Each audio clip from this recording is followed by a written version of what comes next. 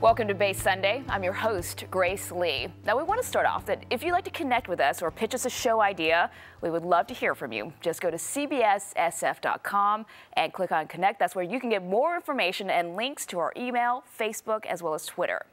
Now, today we want to begin with the Director of Communications from the California State Parks Foundation. We all know about our state's budget woes that have really caused state parks to shut down or reduce their hours. Jerry Emery is here to explain the future of our state parks, and you're with the agency that's actually not part of our state government, right? You're an independent agency. Right, we're a nonprofit organization that's been around since 1969, actually. And we're looking at, just to talk about some of the budget cuts that we're talking about, we're looking at $11 million in this fiscal year, $22 million that we're losing in the next. Was it inevitable that we were going to see closures for our state parks because of this? In the present environment in Sacramento, you know, people that work on behalf of state parks realized that they had to do their part for the budget, even though state parks are actually generate revenue for the state. So yes, it was inevitable politically, I believe. So politically, you don't think it was necessary to do? I think there could have been some creative ways around it. The fact is that state parks generate $6 billion a year for California and over $300 million in tax revenues for the state.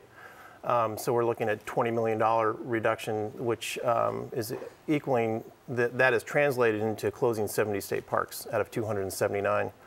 And in these economic times, as people always say, using that term, state parks are really a great economic alternative for a lot of families for vacations and camping and weekends. And so a lot of them are inexpensive or free sometimes. Yeah, exactly. So it's a little ironic in that sense. But there's a lot of efforts out there trying to keep some of them open. So what will happen if the economy comes back? What happens to these parks in the meantime? I mean, if they're shut down to the public, do they reopen? I mean, what happens to this land? Well, there's already a handful that have been shut. You have to understand there's also been an ongoing budget reduction in state parks over the last 10 years, which means that an awful lot of parks have been shut down part-time, so they're only open on weekends, above and beyond the 70 that we're talking about. And some state parks have had to be, they've been closed because of infrastructure issues, you know, sewage, water, really basic stuff that the state doesn't have money to use to repair those things, so they've already been shut down. And an awful lot of parks are only open on weekends, as I just mentioned. One of the ironic things is like Fort Ross State Historic Park is celebrating its bicentennial this year, but it's only open on the weekends. It's not on the closure list, but because of ongoing budget cuts, it's only open Saturday and Sunday.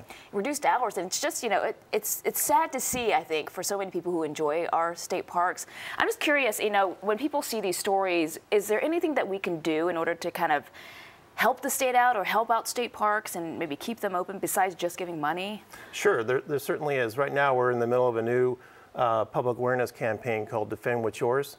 And if they visit our website, calparks.org, there's a variety of ways people can get involved. They can just, they can loan their name to the cause. They can actually go online through our system and send letters to the governor and their legislators.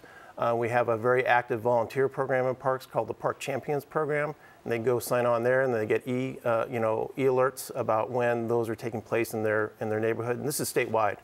Then, of course, they can also donate and become members, but we really wanted to just get more people involved and not have to do that hard ask.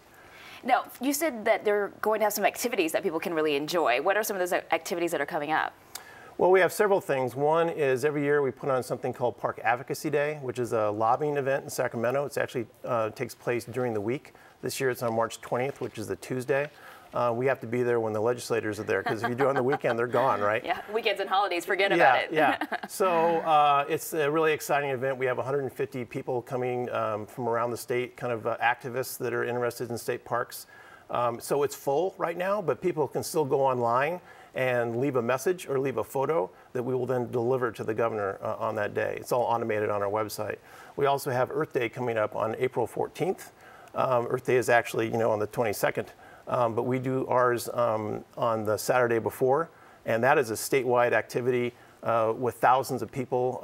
If people are interested in volunteering during Earth Day in a state park, they can go to our website also and sign up in a state park close to them. It's a really fun event. It's like maybe 5 hours. You clear trails, pick up trash, remove non-native plants, then you get lunch.